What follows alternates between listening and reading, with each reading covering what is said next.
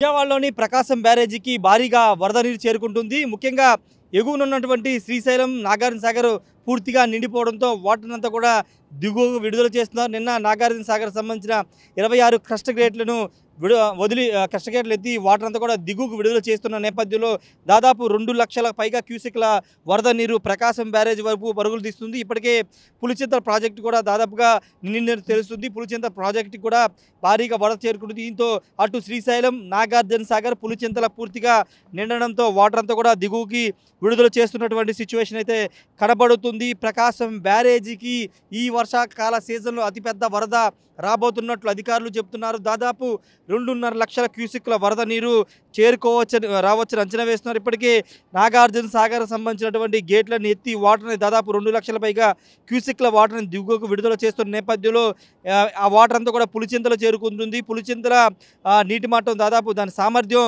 53.34 మీటర్లు. అయితే నీటి నిల్వ సామర్థ్యం 45.7 టీఎంసీలకు సంబంధించిన నిల్వ సామర్థ్యం పులిచింతల ప్రాజెక్టుకు ఉంది. అయితే ప్రస్తుతం నిన్న సాయంత్రం 5 గంటల వరకు దాదాపు 50 మీటర్ల మేరకు వరద నీరు చేరుకుంది. ప్రాజెక్టులో 30 టీఎంసీల నీరు ఉంది. ఈ నేపథ్యంలో ఎగువన వస్తున్నటువంటి వరద నీరు పులిచింతల్లో హోల్డ్ చేసిన పూర్తి స్థాయి నిల్వ మట్టం పూర్తయిన తర్వాత వాటర్ అంతా కూడా దిగువకు విడుదల చేసే అవకాశం అయితే కనబడుతుంది. ఈ నేపథ్యంలో ఏ క్షణమైన ప్రకాశం బ్యారేజీకి భారీగా వరద నీరు చేరుకోవచ్చని ఇప్పటికీ అధికారులు చెబుతున్న నేపథ్యంలో పూర్తి స్థాయిలో జిల్లా కలెక్టర్తో పాటు రెవెన్యూ అధికారులు కూడా అప్రమత్తమయ్యారు. ప్రస్తుతం ప్రకాశం బ్యారేజీ సంబంధించినటువంటి దాదాపు 20 గేట్ల పైగా 2 అడుగుల మేర ఎత్తి వాటర్ అంతా కూడా దిగువకు విడుదల చేస్తున్నారు. ప్రకాశం బ్యారేజీ దిగువన వాటర్ డిశ్చార్జ్ అయ్యే ప్రాంతంలో మనం ఉన్నాము. చూడొచ్చు వరద ఉధృతి గంటకు పెరుగుతున్నటువంటి పరిస్థితి. ఈ వర్షాకాల సీజన్లో గత వారం కొంత ఒక 20,000 క్యూసెక్లు వరద వచ్చినప్పటికీ ఇప్పుడు రాబోతున్న వరద చాలా ఎక్కువ స్థాయిలో ఉండబోతుందని అధికారులు అంచనా వేస్తున్నారు. ముఖ్యంగా ప్రకాశం బ్యారేజీ దిగువనటువంటి లంక గ్రామాల ప్రజల్ని, రైతాంగాన్ని కూడా ఇప్పటికే అప్రమత్తం చేశారు. వరద ఉధృతి పెరిగే అవకాశం ఉందని ఇప్పటికే చెప్పిన నేపథ్యంలో అన్ని జాగ్రత్తలు అటు రెవెన్యూ అధికారులు, ఇటు జిల్లా కలెక్టర్ అంతా కూడా తీసుకున్నటువంటి సిచ్యువేషన్ అయితే కనబడుతుంది. ఒకసారి కృష్ణమ్మ ఏ విధంగా పరవళ్ళు తొక్కుకుంటూ ప్రకాశం బ్యారేజ్ నుండి బయటకు వస్తుందో మనం చూడొచ్చు. గత ఏడాది రికార్డు స్థాయిలో 11.5 లక్షల క్యూసెక్ల వరద నీరు ప్రకాశం బ్యారేజీకి వచ్చింది. బ్యారేజీకి అప్పట్లోనే పెద్ద ముంపు పొంచి ఉందని అప్పట్లో పెద్ద ఎత్తున చర్చ జరిగిన నేపథ్యంలో ఇప్పుడు మొదటిసారి ఈ వర్షాకాల సీజన్లో వర్షాలు పడుతున్న నేపథ్యంలో దాదాపు 2 లక్షల పైగా క్యూసెక్ల వరద నీరు ప్రకాశం బ్యారేజీకి రావచ్చని అంచనా వేస్తున్నారు.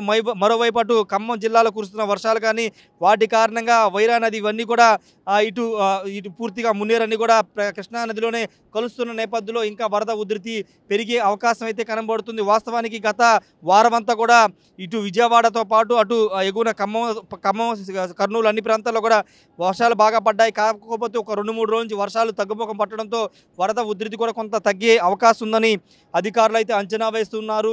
ఏది ఏమన్నప్పటికీ ప్రకాశం బ్యారేజీకి భారీగా వరద ముంపు పొంచి ఉందని అధికారులు అయితే అప్రమత్తం అవుతున్నటువంటి సిచ్యువేషన్ కనబడుతుంది. మరోవైపు బుడమేరు పొంగిపోయింది, బుడమేరు విజయవాడ ముంచేస్తుందంటూ రూమర్స్ పెద్ద ఎత్తున సోషల్ మీడియా వస్తున్న నేపథ్యంలో సింగనగర్ ప్రాంత వాసులు కూడా కలవరపడుతున్నారు. ముఖ్యంగా విజయవాడకి వరద వస్తుందంటేనే సింగనగర్ పరిసర ప్రాంతాల ప్రజలు వణుకుతున్నారు. దానికి ప్రధాన కారణం గత ఏడాది బుడమేరు సృష్టించినటువంటి విధ్వంసం అని చెప్పాలి. ఎందుకంటే కృష్ణానదికి వరద వస్తే ఒకవేళ బుడమేరు నుంచి కనుక వరద అటు ఖమ్మం సంబంధించినటువంటి ఆ ప్రాంతాలు, వెలగలేరు ప్రాంతాల నుంచి ఆ వరద నీరు ఇటు కృష్ణానదిలో కలవడానికి ఇబ్బందికరంగా మారుతుంది. అది రివర్స్లో వెళ్ళి అటు మళ్ళీ బుడమేరుని ఏమన్నా ముంచేస్తుందా అనే భయాందోళనలో విజయవాడ సంబంధించినటువంటి సింగనగర్ ప్రాంత వాసులు ఉన్నారు. ప్రస్తుతానికైతే బుడమేరుకు సంబంధించిన ప్రాంతానికి ఎలాంటి ఇబ్బంది లేదని అధికారులు కూడా చెబుతున్నారు. అటు గట్టిగా రక్షణ చర్యలు తీసుకున్నారు. రెండోది, ప్రస్తుతానికి ప్రకాశం బ్యారేజీకి వస్తున్నది కేవలం 2 లక్షల క్యూసెక్ల వరద నీరే కాబట్టి పెద్దగా ప్రమాదం ఉండవసరం లేదు. కాకపోతే ప్రకాశం బ్యారేజీ దిగున్నటువంటి దాదాపు అవనిగడ్డ దివిసీమ ప్రాంతం వరకు ఉన్నటువంటి చుట్టూ లంక గ్రామం ప్రజల్ని, అదేవిధంగా రైతులను అయితే అప్రమత్తం చేయాల్సిన అవసరం ఉంది.